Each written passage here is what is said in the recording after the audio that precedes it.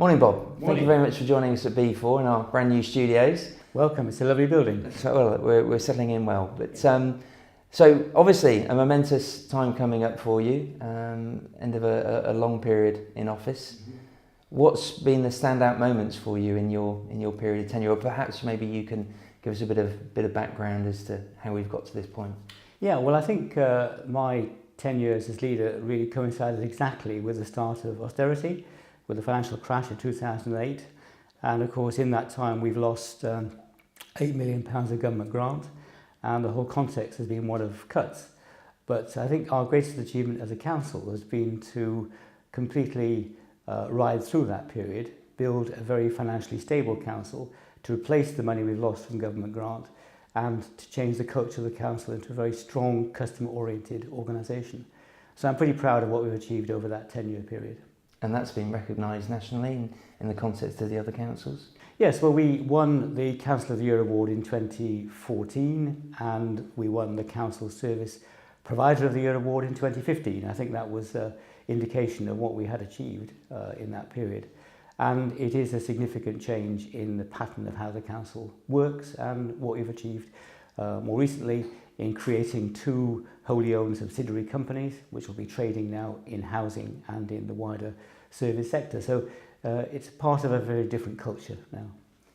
I'm sure there have been plenty of memorable moments, but what are your standout memorable moments, if you have any? Well, I have a lot of memorable moments. Going back to when I was Deputy Lord Mayor, the Freedom of the City for Nelson Mandela was a real standout day because he was with us for about 3.5 hours. I was with him pretty much alone for an hour or so in the Lord Mayor's parlour, and to have that experience was pretty remarkable. But of course, there are lots of other ones. Opening Westgate last October was a great experience, just having seen it develop and then walk into it and realise just how big and how impressive it was a great experience. And I think from a personal point of view, getting the housing and growth deal with government across the line after 7 or 8 months of really difficult negotiations has been a tremendous standout moment, not just for the city but for the whole county.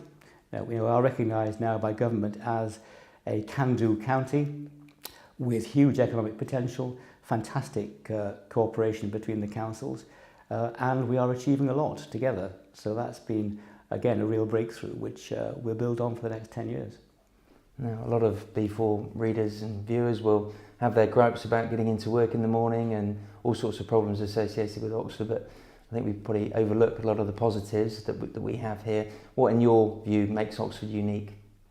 I think the thing about Oxford City that's unique is the fact that it is the city in the UK with the highest level of people with high-level qualifications. 70% of people have at least 1 degree, which means it's a place with a lot of challenging people who understand what's going on around them, are challenging their council, challenging the organisations in the city, but at the same time people who are prepared to put time and effort into voluntary organisations. And when I was Lord Mayor, I was so impressed by the range and quality of what the voluntary sector does in the city. So that combination of intelligence, engagement, commitment, compassion makes Oxford a very special place, I think, compared with many other parts of the country. And do you sense that there's been a real step change in the way that business approaches the voluntary sector and how it engages and does a lot more, not just the senior members of businesses, but also the employees now engaging with social enterprises and charities?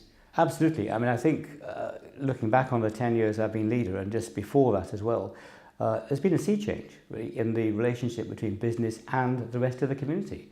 It's not just the voluntary sector that has seen that difference. The level of charitable giving, the level of volunteering, the level of integration of objectives between business and the wider sectors of charity and voluntary groups has been remarkable in that 10-year period. And you've only got to go to organisations like Business in Oxford to see the range and the quality of businesses engaging with that wider community. So I think it has been a very important period for change in the county. And Oxford, as you commented recently, with the Arcadis report being ranked second for growth potential in the UK, and in the PwC report, Growth for Cities, ranking first. Oxford's obviously got an awful lot going for it, but what are your concerns going forward for the future about coping with growth and managing growth? Well, you mentioned earlier the issue of transport. I think our big challenge as we expand as a county, both in employment and in population and in economic growth, is to ensure that people can move around in a non-polluting way.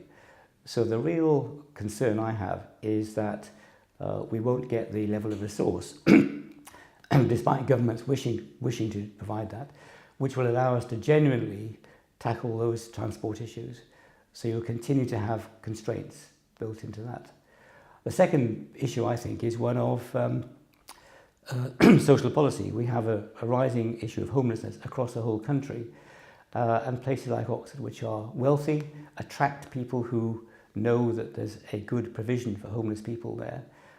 We need to have some very significant interventions by government in terms of tackling homelessness to stop that social evil continuing to sort of cause problems in the city for individuals.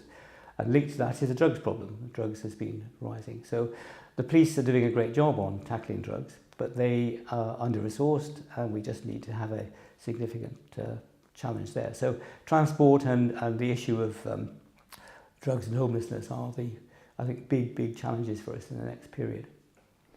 Off air, we're talking about your official final day, and after the elections on May the 3rd, I think you said you have 4 days, so May the 7th being your official last day.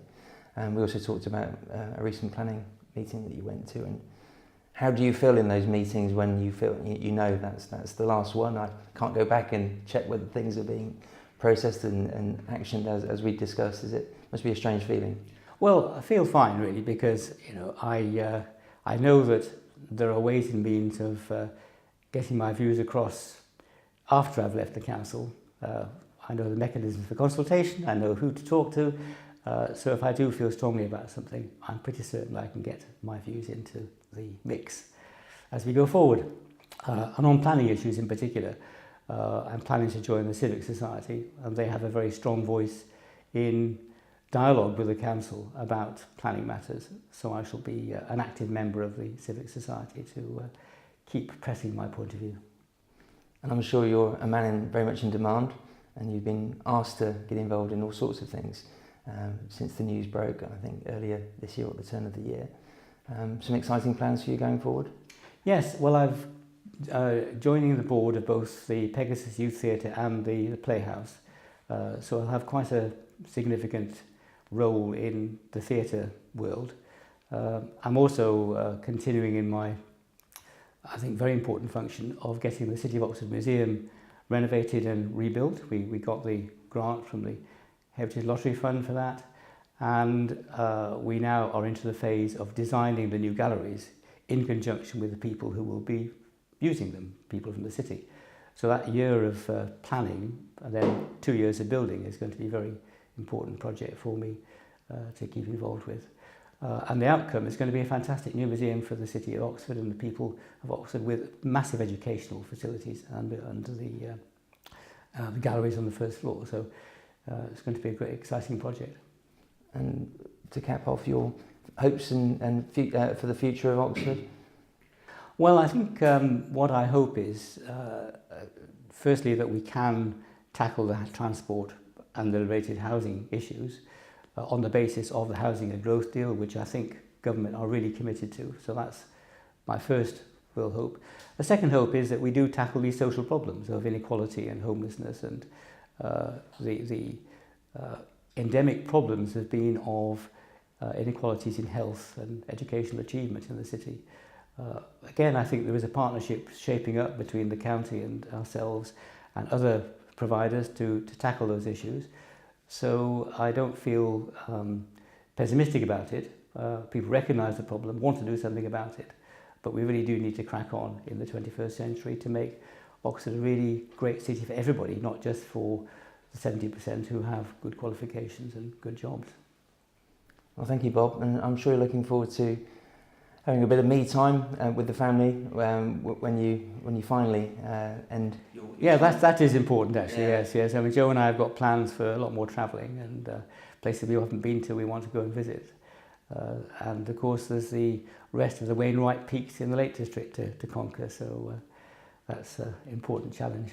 Well, I can't imagine you having an easy life, Bob, and thank you, just want to put on record, thank you to you for all your support for B4 and for business in Oxford, and it's been a pleasure working with you, and hopefully we can carry on working together. Well, I hope so. I mean, I think B4 performs a really important role, and business in Oxford is the most important meeting now for all the businesses in the city. And your creating that has been a tremendous contribution to bringing people together. So I hope I'll continue to work with you on that for many years to come. Thank you, Bob.